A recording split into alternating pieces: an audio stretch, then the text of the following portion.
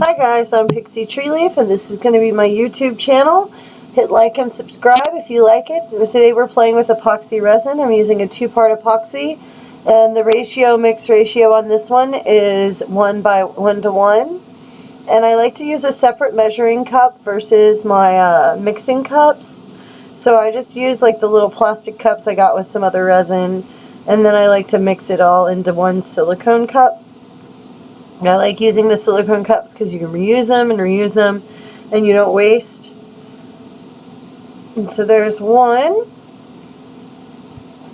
And I like to scrape the sides with a popsicle stick so that way you get all the resin out so you have a true equal mix.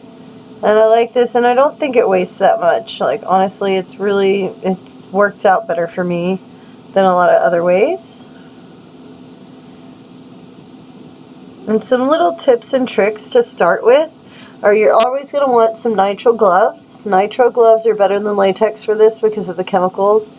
If you have any allergies to anything, like I'm actually allergic to polyurethane, so I have a lot of struggles with other things that require polyurethane. I use a respirator mask, and the respirator mask is really good. I actually do this usually in my greenhouse outside, but it's 100 and something degrees outside because I live in Texas. So we're just going to do a quick pour, and I'm just going to voice over because there's a fan going to keep it, because you want a well-ventilated area, you want it dust-free. And when you start mixing your resin, you're going to see it go from clear to a milky color. And there's like little strands or ribbons of like shininess. I don't know if it's really coming through well, but you can kind of see the little ribbons, and you can see that they're not clear. Once it goes away and it becomes clear again, that's when you know you've mixed your resin. If you stir your resin really fast, you're going to end up with lots of air bubbles and either need to let it sit for a little bit, or you can torch it with a torch a couple times. I always torch mine at least once before I pour, and half the time I forget to torch after I'm done, half the time I torch while I'm doing stuff, but yeah, you want to mix it kind of slow. I'm going a little fast just for the sake of y'all.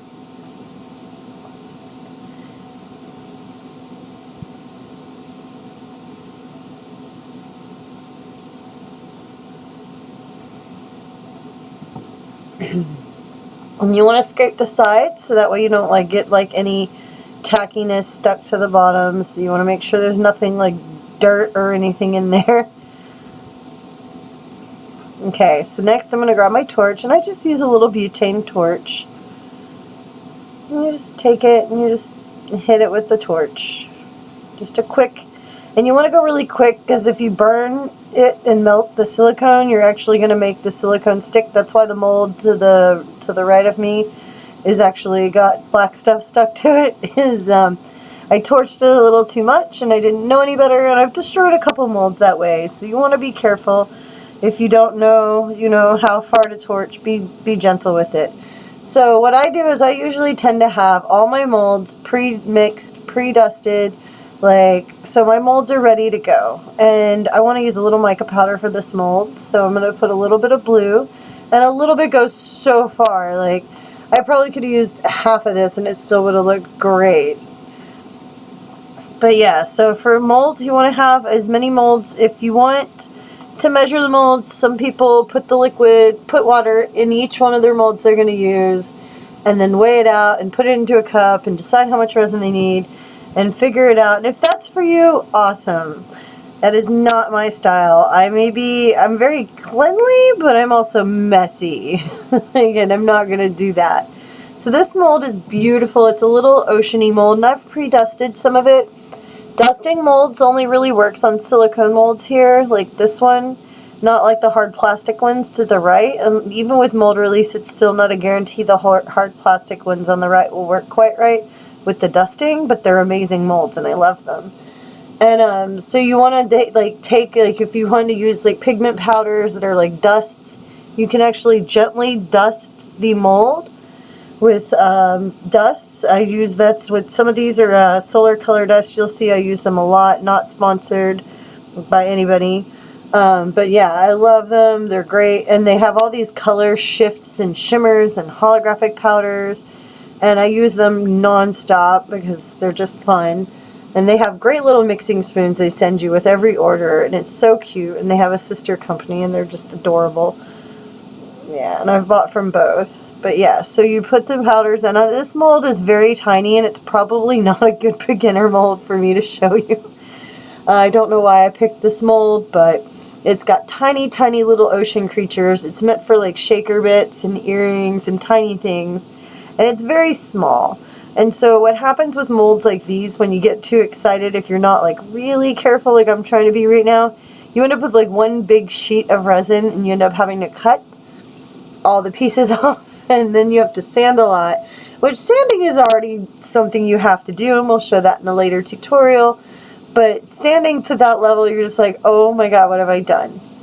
And resin's kind of like, it's one of those things you want to be able to use everything with it. Like, I actually take all my dried cups, the cups that have the resin, and I peel them, and then I cut them into little bits, and I make little confetti out of them so that I can use them for other pieces so I don't waste. And here's a piece of random resin from my last mold. That means I did not clean this one too well, but that's okay. I just pulled it right out. Like, if you see a dust in there and you see it, that's great. If you don't see it, oh, that's going to suck.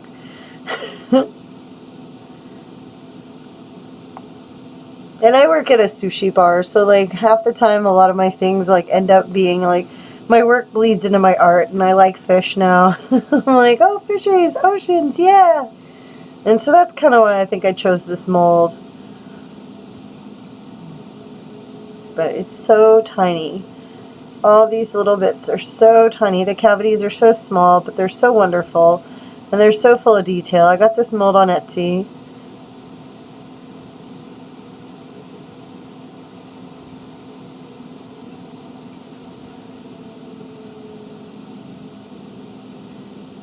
It's so tiny, and you want to always have molds, like as I said, if you're not going to sit there and measure out every liquid bit and every ounce you need, then you need to like have extra molds ready. So anytime I have molds, I want to like if I have them, I just have them pre-dusted and ready to go, so I can be like, oh, quick, use this, and I'll just have it ready for on the fly. Sorry, I have a lot of allergies right now.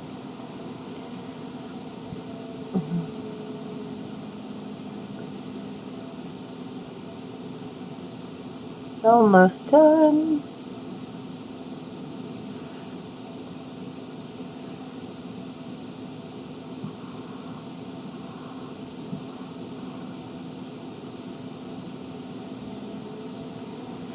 And you have about 30 minutes of resin working time before it gets really stiff.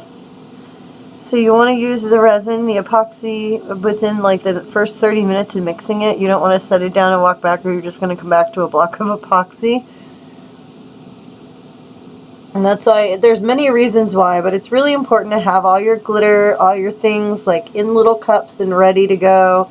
Have everything you could possibly want to play with out and ready. You don't want to have it waiting around. You want it to be ready to go, so that way you can be like, okay, here's why. And in a little bit I'll show you one of the other reasons you don't want to use your glitter containers to do things. It's really bad. I'll show you in a little bit, but I want to use the rest of this first. Trusty old earring mold.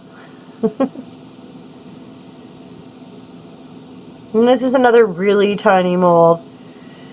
And it's really tiny. Like, I don't even know if you can tell how small these little bits are, but it's perfect for whenever you need like to just throw some resin in something, because you're like, oh, I don't want to waste it. I don't want to waste it. But it's too small to do anything else with. And so you just kind of do this. And then you get earrings.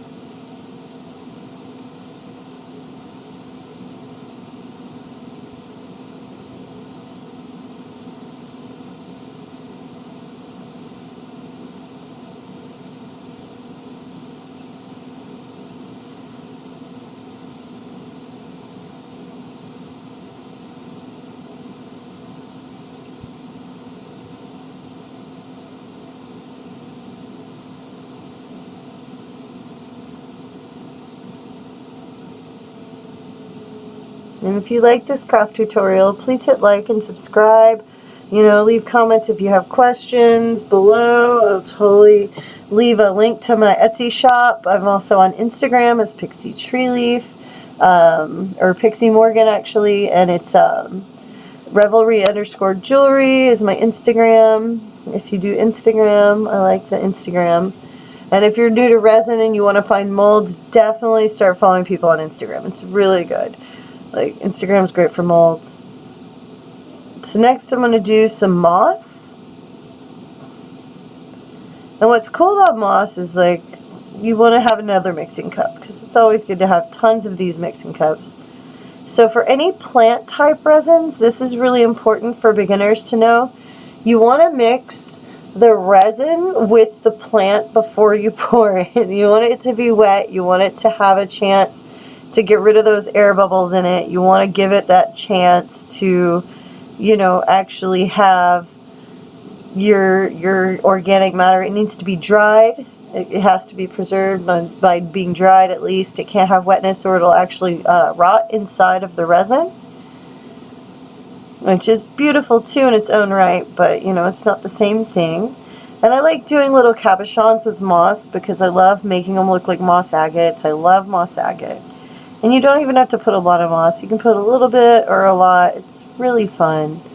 And the other thing is, any kind of inclusion you want to add to your resin, you want to mix a little bit of resin in it with it, or you want to put it just in a pile of resin. Like, you could also just pour resin and then put stuff on top.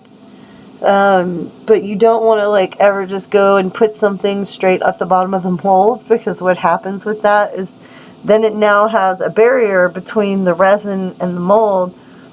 And so when you pull and open your mold, you'll end up with something with exposed air or exposed space where it's now part of, you know, it's an outside piece and it can get damaged, it can get destroyed. It's not suspended in the resin. And the main goal is to keep things suspended in the resin.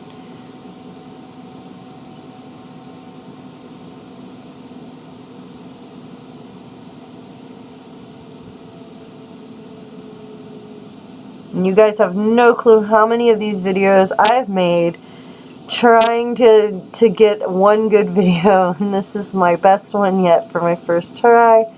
So, first attempt. I have tried so many times.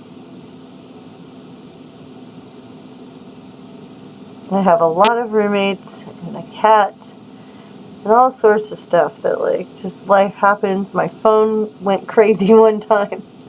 And see this little mat that I'm using? I love this doming mat. The doming mat is wonderful because the doming mat is going to, like, keep those hard plastic molds that I'm using right here. The ones that don't do the dusting on really well, they do them great. They hold those molds down so they end up more even. Like, and it's a doming mold, or doming mat. It's not really for, you know, the hard plastic. They don't sell it as a hard plastic mold. It's called a doming mat. And I got that on Etsy too. And yeah, I love it for the hard plastic molds. It's just so wonderful because it keeps them more balanced. As long as your molds aren't warped out of shape, it's usually great. And you can see I've used 3 different types of silicone mats. I have the big silicone mat, and then I usually put this one I usually pour on, the fancy one. Then I have the yellow one, that's the secondary doming mat. And then the big doming mat. I love my large doming mat. And then this one's, I'm just doing a little bit of strawberries, and then I'm going to put a little bit of glitter. And these are polymer clay strawberries.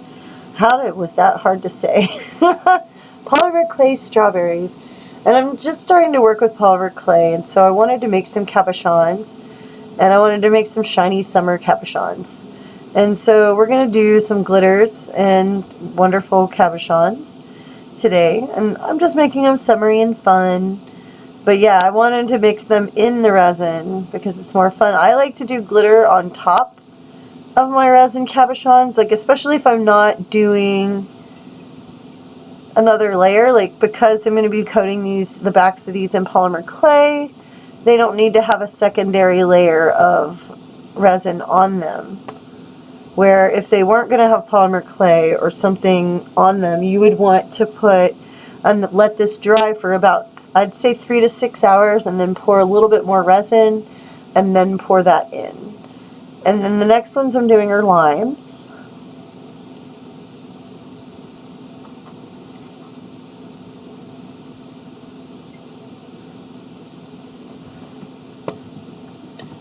Tiny little limes. They're cute. They're more polymer clay things. And I'm learning polymer clay, but I'm not that good at canes yet. My cane work is not quite there yet. I'm working on it. I made my first sushi roll cane yesterday, and it was really fun.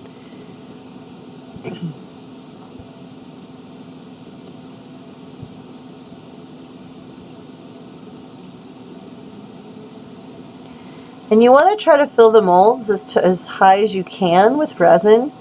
When I do the glitter, I always leave a tiny, tiny bit of space for the glitter so that way it doesn't overflow. Because I just like to wait and then just drop it. And you don't want to put too much glitter on. If you put too much glitter on, it's gonna sink. It's gonna all sink. And so, because the weight of the glitter has to stay lighter than the resin so that it'll stay floating when you do it like this. Otherwise, you would want to pour layers of resin, which I will do a tutorial on at some point, just not today. See, I've got all my different silicone cups full of glitter, and I think that looks pretty awesome. The strawberries need a little extra something. This is a glitter I got from Glitter Hippo, and I had one of these containers, and I loved this container, and it was so cool with glitter, and I was like, oh, okay, I'm going to use this glitter.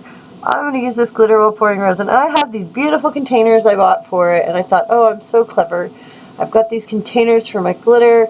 I don't have to use cups. That's a bad idea. Use the cups because of this. This is a resined shut glitter container. I have literally had to drill holes to get into it. So please, please use the cups. The cups are good. I make fairy messes, and I love being a little forest fairy, but thank you so much, guys. And always cover your things so that you always keep them out of bugs and insects and air and dust. Thank you.